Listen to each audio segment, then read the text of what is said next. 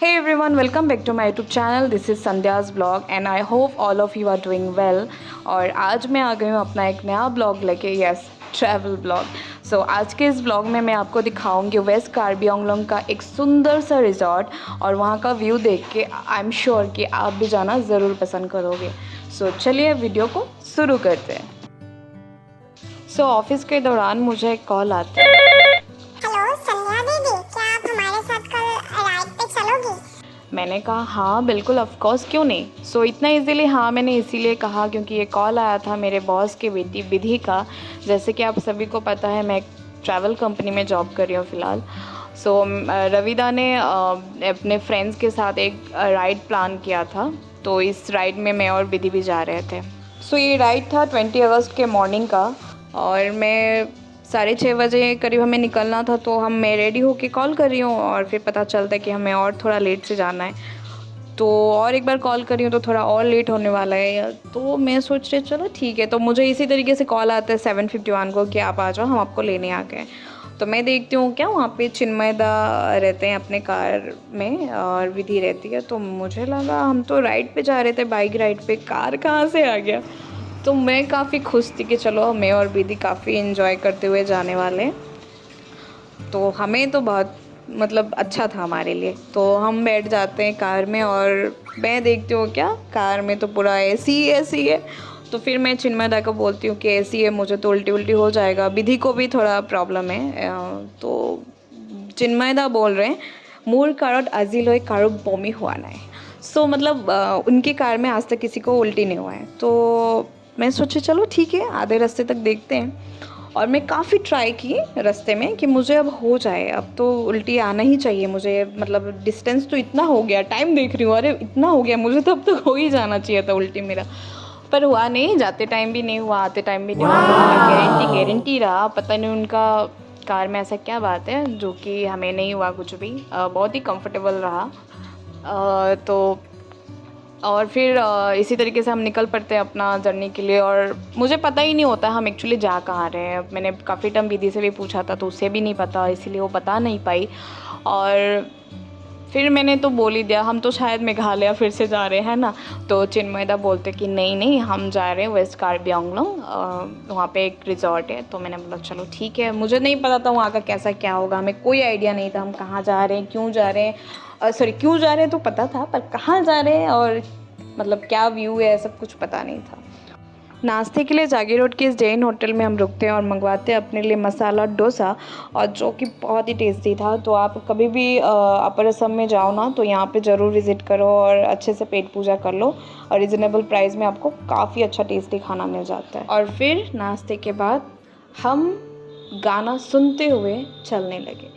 हम जो चलने लगे हैं ये रास्ते, आहा हा मंजिल से बेहतर लगने लगे हैं ये रास्ते। आओ खो जाए हम, हो जाए हम यूं लापता। आओ मीलों चले, जाना कहाँ ना हो पता, हम जो चलने लगे। सो इसी तरीके से हम चलने लगे और फिर कुछ देर चलने के बाद हमें पता चलता है कि हम गलत रास्ते आ गए। सो ये तो होना ही था। हमें लास्ट टाइम भी हम काजीरंगा गए थे, तो फार्म हाउस में जाते टाइम तो हमें 3 बार भूलभुलैया पकड़ा था। 3 बार पकड़ने के बाद हम सही रास्ते चले गए थे। और इस बार भी सेम ऐसा ही हुआ कि हम गलत रास्ते चले गए और भूलभुलैया एक ही बार पकड़ा था।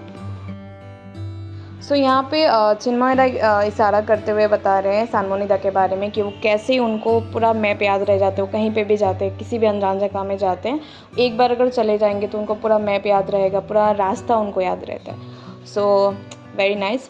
और उसके बाद हम वेस्ट कार्बी आंगलोंग के अंदर एंटर करते हैं और रास्ता बहुत ही ख़राब रहता है, वहाँ का कच्चा रास्ते रहते हैं। बीच बीच में पक्का रास्ता भी मिला हमें, पर रास्ता बहुत ही ख़राब था, जो कि बारिश के टाइम में बहुत ही डिफ़िकल्ट हो जाएगा वहाँ पे ड्राइव करना। और हमें ही जाते समय सोच रहे थे कि कैसे मतलब बारिश अगर आते समय दिया, क्योंकि उधर होता है बारिश, तो प्रॉब्लम हो जाएगा।